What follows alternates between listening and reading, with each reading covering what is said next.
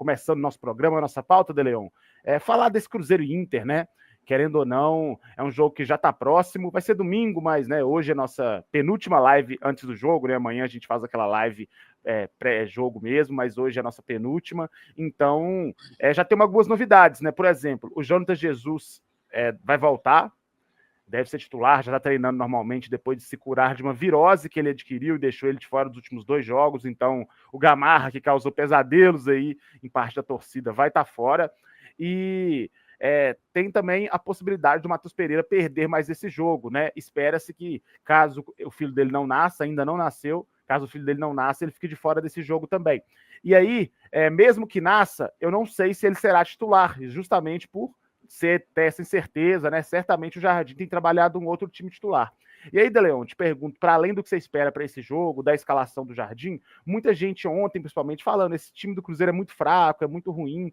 Realmente, o time titular do Cruzeiro, né, que é o time que jogou muito o Mirassol e o time que deve pegar o Inter, você acha que ele tá abaixo? Ou você acha que contra o Nyon, o fato de ser um time mesclado, ele acaba dando essa impressão que o time é mais fraco do que é?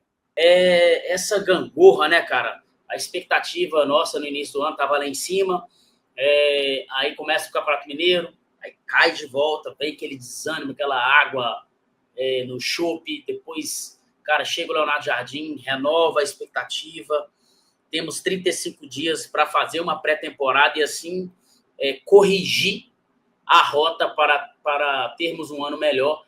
Aí, de novo, a gente volta a receber água no chope e vê aquele desânimo. Isso gera um desgaste, tá? Esses picos de grande expectativa e de desânimo vai gerando um desgaste, e um desgaste que gera a impaciência. Impaciência com quem? Com todo mundo. E essa impaciência ela vai resvalando em todo mundo, pegando em todo mundo, não sobra ninguém. Então, eu vou pedir aqui, eu como torcedor, mas como alguém que representa um canal importante, que é a Cruzeiro Esporte, gente, não podemos cair na pilha.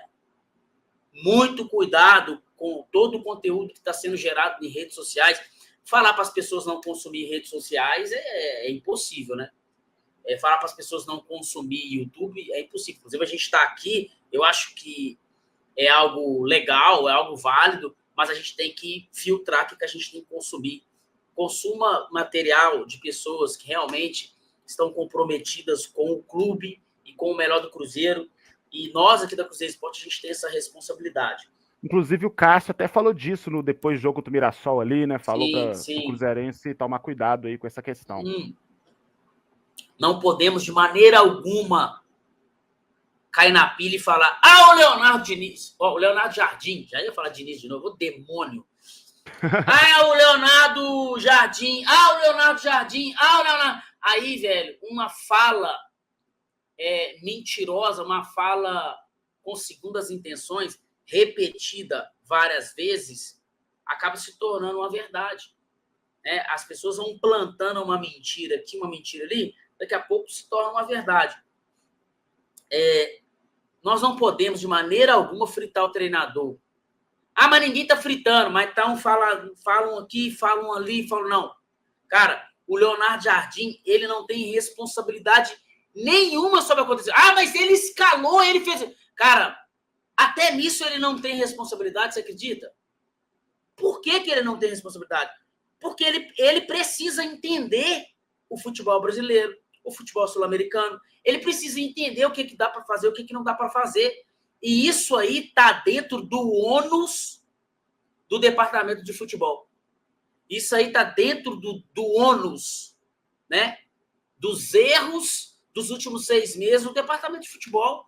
Agora o treinador chega aqui, não, eu não posso mudar jogador, eu não posso ver até onde eu posso ir. Por quê? Porque o time está com um histórico negativo nos últimos anos e eu não posso fazer o meu trabalho, porque eu vou ter que fazer o que as pessoas querem que eu faça. Não, cara, eu não concordo com isso. Então, eu acho que o Leonardo Jardim não tem responsabilidade no momento do Cruzeiro. Esse momento do Cruzeiro é simplesmente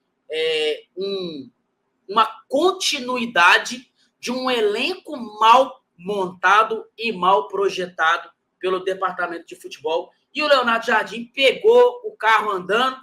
Teve 30, 35 dias. Gente, não dá para você corrigir um elenco fraco com 30, 35 dias, não. Você acha que só treinamento faz o jogador ficar bom?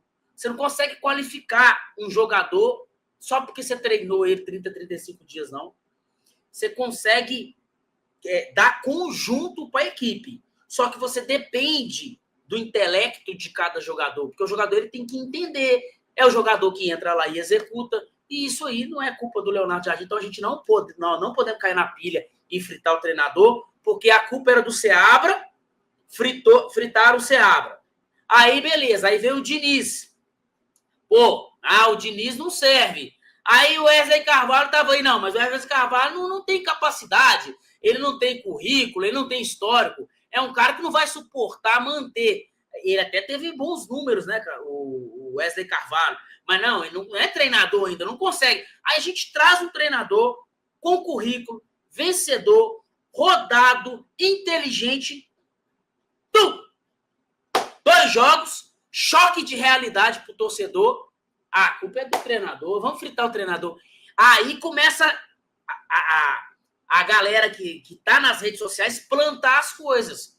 Né? Aí planta um negócio do Matheus Pereira, planta um negócio do Leonardo Jardim, planta isso aqui, planta aquilo ali, né? E daqui a pouco o torcedor que está impaciente por causa desde 2019, a impaciência ela é justa, tá? A impaciência ela é justa.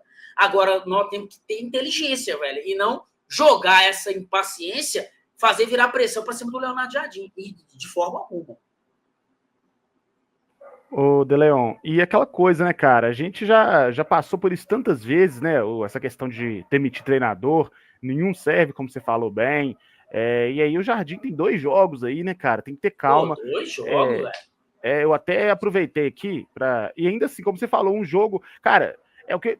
Minha opinião é o seguinte: a questão de poupar, né? O erro. Eu vi erro dele ali de leitura de jogo. Eu acho que ele podia ter mexido melhor durante o jogo.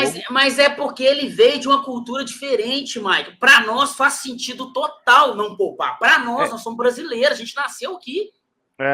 Mas eu falo assim, até o que eu achei que errou ali na substituição, acho que podia ter mexido melhor. Mas na questão de escalar, assim, se o treinador do Cruzeiro não puder escalar reserva. Um reserva contra um dos piores times do Campeonato Argentino, que tem jogador que ano passado estava jogando semi-amador, então não pode, o treinador, assim, a gente pode desistir, né, cara? Esse jogo é para o Cruzeiro entrar, eu falei, para entrar com o sub-20 para ganhar, gente. Ô, Mike, mas foi essa leitura que ele fez. Esse time aqui é não sei o quê do Campeonato Argentino, o Campeonato Brasileiro é melhor. Velho, eu vou colocar meu reserva aqui, meu reserva é melhor do que o deles. Essa é a leitura que ele fez. Só que nós estamos acostumados com isso aqui e a gente sabe que jogador brasileiro é preguiçoso, é acomodado, ele não gosta de fazer esse tipo de jogo. Você acha que o jogador brasileiro gosta de fazer esse tipo de jogo que o Cruzeiro fez lá no Lyon, contra o União? Você acha que o jogador brasileiro gosta de viajar? Gosta de ir para outro país? Você acha que o jogador brasileiro gosta, meu? Não gosta? Tira ele da zona de conforto dele. Ainda mais indo para Santa Fé, né? Se tivesse indo para Paris, para Londres, ia gostar. Para Disney, né? Mas para Santa Fé, para Barranquilha, para altitude, ninguém gosta, né? Não gosta. Jogador brasileiro não gosta. Chega lá, cara, é sempre difícil motivar o time. É sempre muito difícil, cara. O cara ele não quer sair da cidade dele, do bairro dele, ficar longe da família. Jogador brasileiro é assim. Só que o português ele não sabe disso, cara. Ele não sabe, ele está acostumado a lidar com jogadores de outra cultura. Então, ele está experimentando, por isso que eu estou te falando, esse ônus é do departamento de futebol. Porque o Jardim precisa, como qualquer um profissional, de um tempo para se adaptar. E na adaptação vai haver erros. E esse aí não vai ser o último dele, não. Ele vai cometer outros erros, porque ele precisa experimentar na prática como funciona para ele poder mudar. Aí, lá na frente, se ele continuar insistindo, aí a análise muda, entendeu, Mike? Exato. E aqui eu queria aproveitar para colocar uma coisa na tela aqui, que a gente vai ter uma ideia legal desse pensamento que você trouxe para a gente, né, que eu estou falando também. Olha só. Olha essa sequência de jogos aí. Deixa eu ver se eu consigo dar um zoom para ficar melhor. Isso aqui, De Leon, são os primeiros jogos de Jorge Jesus no Flamengo em 2019, né? Ele estreia empatando com o Atlético Paranaense, aí tem uma baita goleada sobre o Goiás, um 6-1, aí ele empata com o Atlético Paranaense e é eliminado nos pênaltis da Copa do Brasil, já no seu terceiro jogo, depois ele empata com o Corinthians, aí ele perde pro Emelec nas oitavas da Libertadores por 2-0, eu lembro desse jogo, foi um baile, aí ele volta, pega o Botafogo, ganha 3-2, aí depois ele consegue reverter o Emelec 2-0 e aí passa a Libertadores, que eles viriam ser campeões nos pênaltis, e depois ele toma um 3-0 do Bahia. Então, assim, o treinador aí que é referência, né, que a gente fala de bom futebol nos últimos anos no futebol brasileiro, os 8 primeiros jogos dele foram 3 vitórias, 3 empates, 2 derrotas, sendo que dessas 2 derrotas foi um 2-0 para o Emelec, um 3-0 para o Bahia, e um desses empates foi uma eliminação na Copa do Brasil. Então, assim, por isso que eu acho que tem que ter paciência. E aí, só que aí você vai ver os jogos depois, aí começa, ó, vitória, empate, vitória. Então, assim, imagina se o Flamengo, né, não tivesse tido uma paciência maior com Jesus, né? Talvez teriam mandado ele embora ali com 8 jogos, como já aconteceu no Cruzeiro algumas vezes, né? E a gente vê aqui, ó, depois, ó, só vitória, né? Foi perder muito depois para o Santos ali, né? Até um 4-0 na última rodada. E nesse meio teve Libertadores, título de Libertadores, né? Já era campeão brasileiro. Então, assim, eu acho que esse é um exemplo claro de que é preciso ter um pouco de paciência, mesmo se os primeiros resultados forem ruins, ainda mais com um treinador vindo de fora, né? E eu, assim, sinceramente, não é passando pano não, mas eu já cansei dessa coisa de treinador, sabe? A gente já viu que não dá certo, então vamos tentar apostar de forma diferente agora. Essa é a minha opinião e eu acho que essa passagem do Jorge Jesus pelo Flamengo corrobora bem isso, tá? Depois eu até vi a do Abel Ferreira também, para ver como é que ela começou, mas eu acho que não foi lá essas coisas também, não. Então, é isso. Deixa eu passar aqui o Pablisson falando, olha o começo do Roger no Inter e como o Inter está hoje. Mais um bom exemplo, é fato. Ele começou mal, né? Depois... Não tem jeito, cara. Não tem jeito.